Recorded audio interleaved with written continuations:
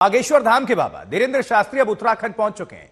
वहां उन्हें पतंजलि योगपीठ के आचार्य बालकृष्ण का साथ मिला और एक दिन पहले ही जब धीरेन्द्र शास्त्री उत्तराखंड पहुंचे तो सबसे पहले उन्होंने अपना वीडियो संदेश जारी किया और सनातन पर सवाल उठाने वालों को चेतावनी भी दी और कहा, कायदे में रहोगे तो फायदे में रहोगे।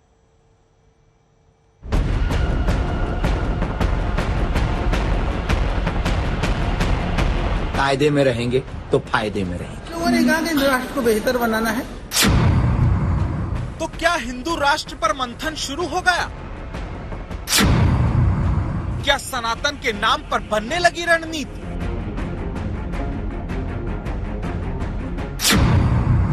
उत्तराखंड पहुंचे बाबा, साधु संतों को निमंत्रण।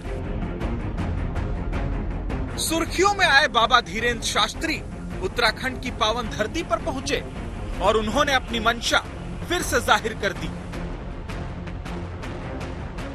दिव्य भूमि जो हमारी हिमालय की भूमि है, उत्तराखंड के जो क्षेत्र हैं, जहां पर बड़े बड़े ऋषि मुनि महात्मा जिनकी अक्खड़ फक्कड़ की साधना रही है, तपस्वी योगी अमलात्मा विमलात्मा साधु, उनके स्थानों के पद चिन्हों का आशीर्वाद लेकर सब संतों को हम आमंत्रण दे रहे हैं। बहुत जल्दी बागेश्वर धाम आएंगे, आप सब इंतजार करिए और सनातन का झंडा गाड़े रहिए। इरादा बिल्कुल साफ है। बाबा कहते हैं अब हिंदू राष्ट्र बनाना है। इनकी चाहत तो ये भी है कि रामचरितमानस राष्ट्रीय ग्रंथ बन जाए।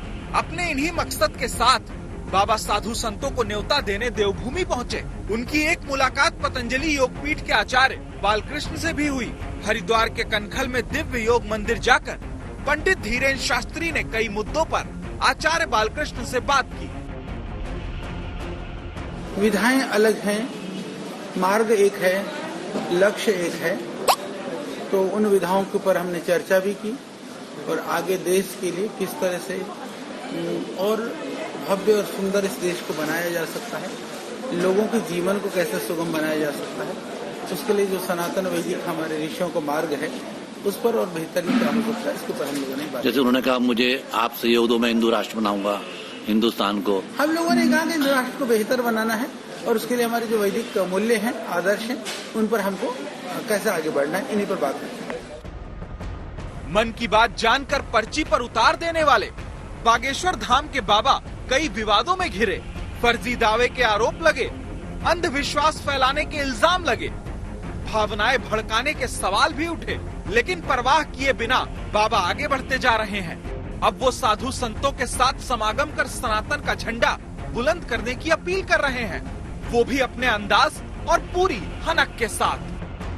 उत्तराखंड के जो क्षेत्र हैं, जहां पर बड़े बड़े ऋषि मुनि महात्मा जिनकी अक्खड़ फक्कड़ की साधना रही है, तपस्वी योगी अमलात्मा विमलात्मा साधु, उनके स्थानों के पद चिन्हों का आशीर्वाद लेकर सब संतों को हम आमंत्रण दे रहे हैं। बहुत जल्दी बागेश्वर धाम आएंगे, आप सब इंतजार करिए और सनातन का झंडा गाड़े रहिए। कायदे में रहेंगे तो फायदे में रहेंगे।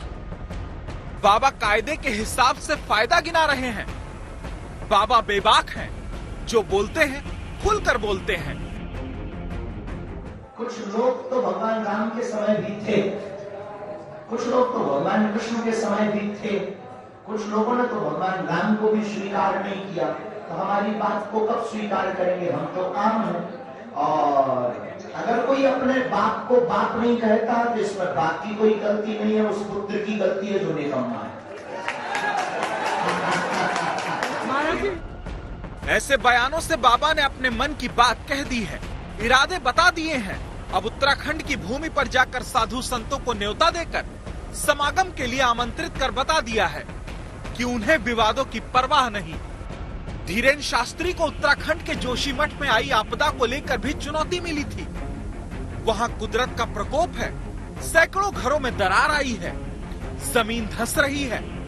उसी आफत को लेकर शंकराचार्य ने बाबा को जोशीमठ में चमत्कार दिखाने की चुनौती दी थी, लेकिन उत्तराखंड पहुंचे धीरेन्द्र शास्त्री ने अपने बयान में जोशीमठ का जिक्र नहीं किया, सिर्फ सवाल उठाने वालों को चुनौती भर दी। कायदे में रहेंगे तो फायदे में रहेंगे। बाबा ने सनातन धर्म का झंडा गाड़े रहने के साथ ही कायदे की बात भी बता दी। अब कायदा कौन सा और फायदे कैसे और किसका, इसका जवाब तो धीरेन्द्र शास्त्री ही दे सकते हैं। हरिद्वार से मुदित अग्रवाल और रायपुर से सुमी राजपन के साथ आज तक ब्यूरो।